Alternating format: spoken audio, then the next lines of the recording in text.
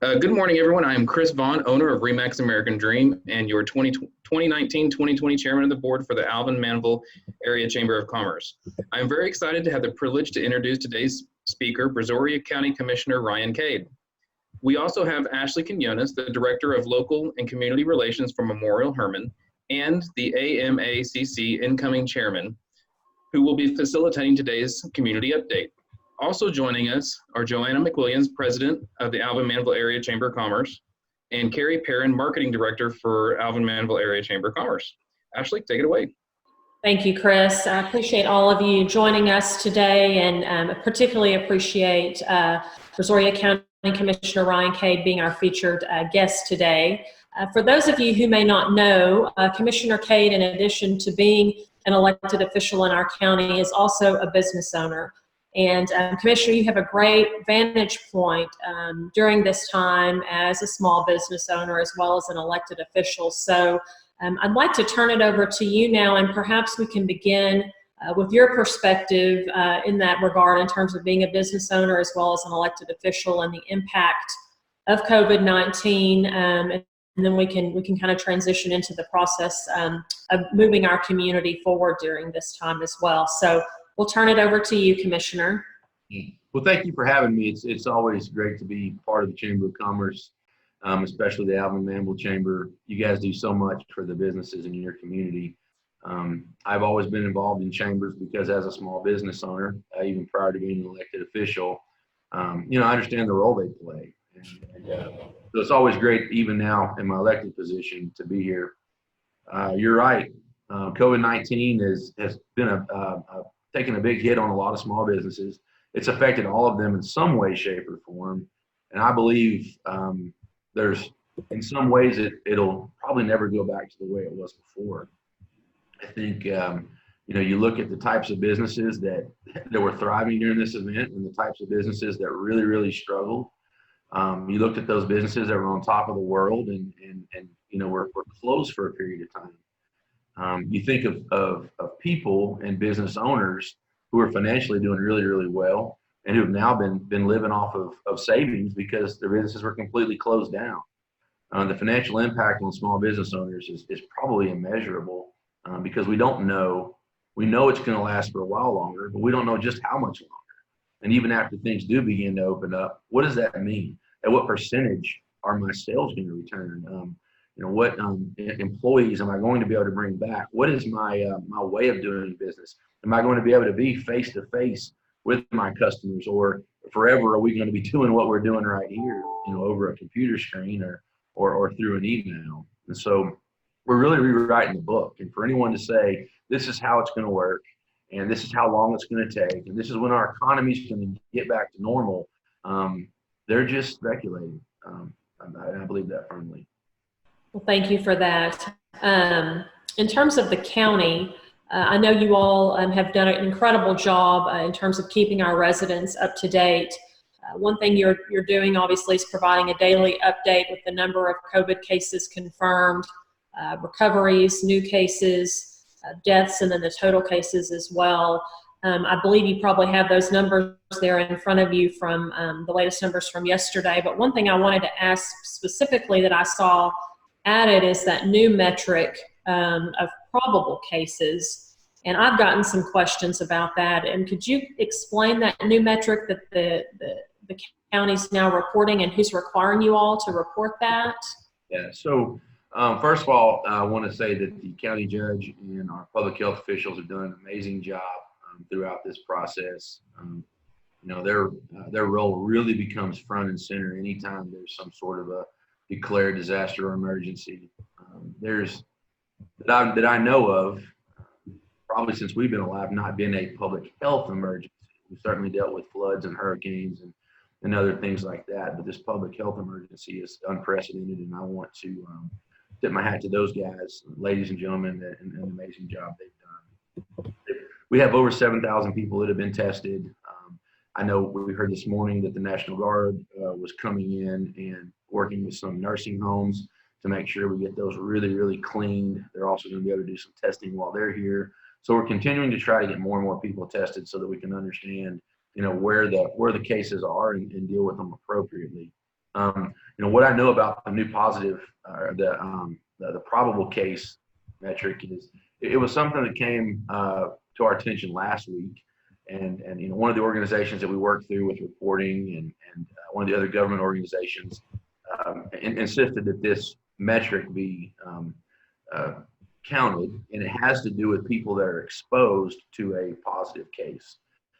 So they're trying to understand these people. Hey, you should have it because you've had that direct exposure to someone who is confirmed. And so that's where that one came from. But we're pushing it. We're getting close to 800 positive cases in the county, and they have started counting the probable cases, and that number is really low right now. But again, as we test more people and they begin to research, hey, where do we think your case came from? Backtracking it to try to prevent more. I think that probable number goes up as well. You mentioned the testing. I was just reading this morning that the Community Health Network is still offering that free testing. So we might touch on that as well to make sure folks know that they can go to the Brazoria County Fairgrounds in Angleton over the next few days and get tested for free. You bet. And we'll put on our my Ryan Cade County Commissioner Facebook page and some of our other social media platforms that information, what the times are and what the protocols are, but it definitely is out there for our citizens that want to get tested. And I'll make sure all that information gets put on social media today. Okay. Very good. Why don't we transition now to the phase 2, the governor's phase 2 of reopening Texas. A lot of us watched his press conference Monday of this week to see what all phase 2 would entail. Can you kind of speak to that and the impact on our businesses in Brazoria County? Yeah, sure. I think the one that probably impacts the most people, and that may not be a fair statement, the one I think about the most probably is restaurants and their ability to open at a higher capacity.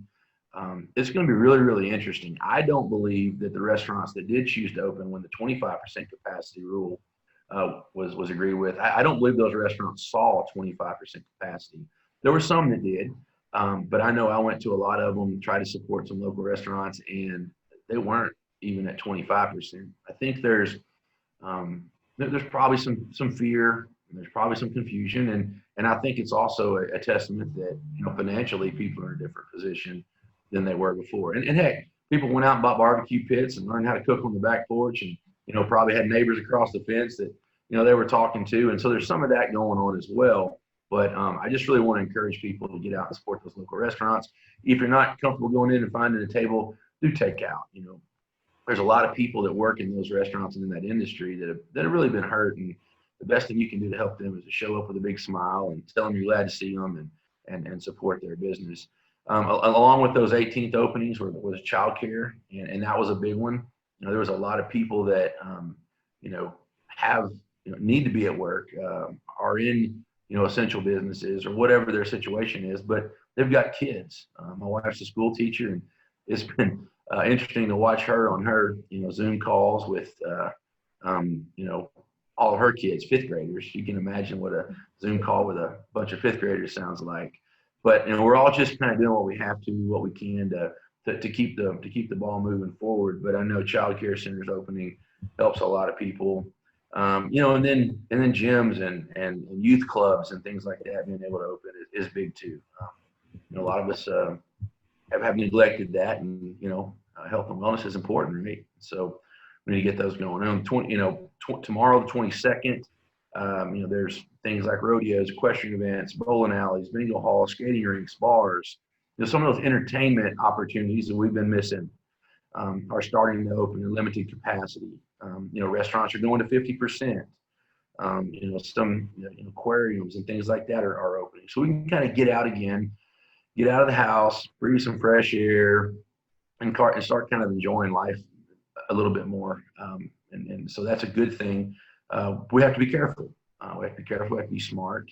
We have to understand, I don't know how many times I've seen someone I haven't seen in weeks and ran right up to them and give them a big old hug, and stopped, and said, oh man, can't wait till we get back to that point, but we're not there yet. We still have to be smart. We still have to have common sense. Stop and use hand sanitizer, all those little things that we can do to help prevent the spread of this disease so that we can move on from it as quickly as possible. And I think it's great that we're reopening now. I completely support that. Our small businesses need it. There is a way we can do this and be smart, get our system of commerce moving again, but just do it in a little different way than we did before to accomplish both goals: slow the spread of disease and get our businesses back in business.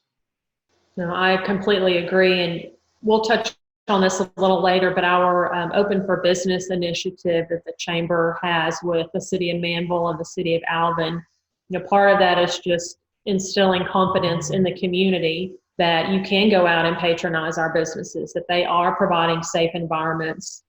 And you have a responsibility as well as a resident to make sure you're not going, if you're sick or something like that, but just that confidence factor is something that we're really working on through various initiatives as well.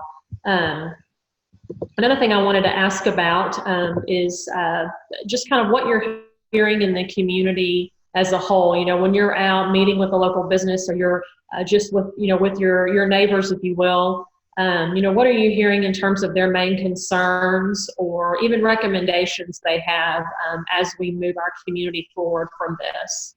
Well, like so many things in life, I think the attitude that people have chosen to take about this is the biggest differentiating factor.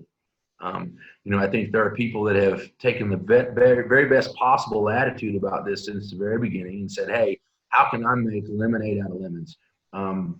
Again, going back to restaurants that figured out how to capitalize on takeout and delivery, stores that figured out how to capitalize on the retail opportunities, folks that reinvented their business, folks that, in the insurance business that were used to talking to people face to face, that became more relevant and available through, methods like this, as well as email. I think so much of this is the attitude you took and how willing you were to reinvent who you are. And so I think those people will, as things do open, they have less ground to make up. Still have a lot of ground to make up. Don't mean to discount that, but they have less ground to make up. And so we want to make sure that, we can, realize that a lot of this is about what attitude you choose to take. It stinks. Want this thing to go away as quick as possible, but there are some opportunities. Let's stay positive. And I think those people around the community that I'm talking to that take that attitude are the ones that are going to bounce back the quickest. People have concerns. They have valid concerns, genuine concerns, and we want to be here to help them and answer those concerns. But the biggest message is, hey, this really stinks, but let's figure out how to make the very best of it right here, right now. And we believe with all of our heart that it's going to put us on a better trajectory once all this is over, or as it starts to soften. Very good. Is there anything else that you wanted to highlight specifically before we kind of wrap up? I think just along those same lines, Brazoria County citizens are resilient. We're fighters. We're positive people. We've been through challenges before, certainly not one like this, but challenges nonetheless. And instead of making excuses and blaming things on each other, we figure out how to fight together and get through this and get on the other side of it stronger than ever. Maybe our business practices have contingencies for things like this, so that if something similar were to ever happen, we're better and stronger for it. I think it's just that let's continue to keep that Brazoria County spirit, attitude, and working together and helping each other, and just know that this too will pass. And when it does, let's put ourselves in a position to be the very best version of Brazoria County we can be on the other side. Very good. We touched on it earlier, but obviously our main focus at the Alvin-Manville Area Chamber of Commerce is to support our local businesses. And we currently are engaged in an Open for Business initiative where we are visiting our local businesses, highlighting that they are open for business and pushing that information out to the public.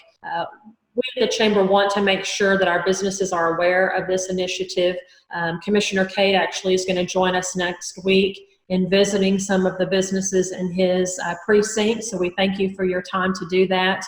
But if you're watching this update and your business has not been reached out to, or we haven't had a representative from the chamber come by to highlight that you're open, feel free to reach out to the chamber so we can make sure and get that scheduled. This is an initiative not only with the chamber, but also, like I said earlier, with the city of Alvin and the city of Manville to really try to jumpstart our economy again. So again, Commissioner, thank you for your time to be with us today. You've been a longtime partner with the chamber, and we really greatly appreciate your support. And thank you, Joanna, with the chamber, Carrie with the chamber, as well as Chris, our current chairman of the board, for your leadership during this time as well. And with that, we will close it out, and we'll see you on the next edition of our community update.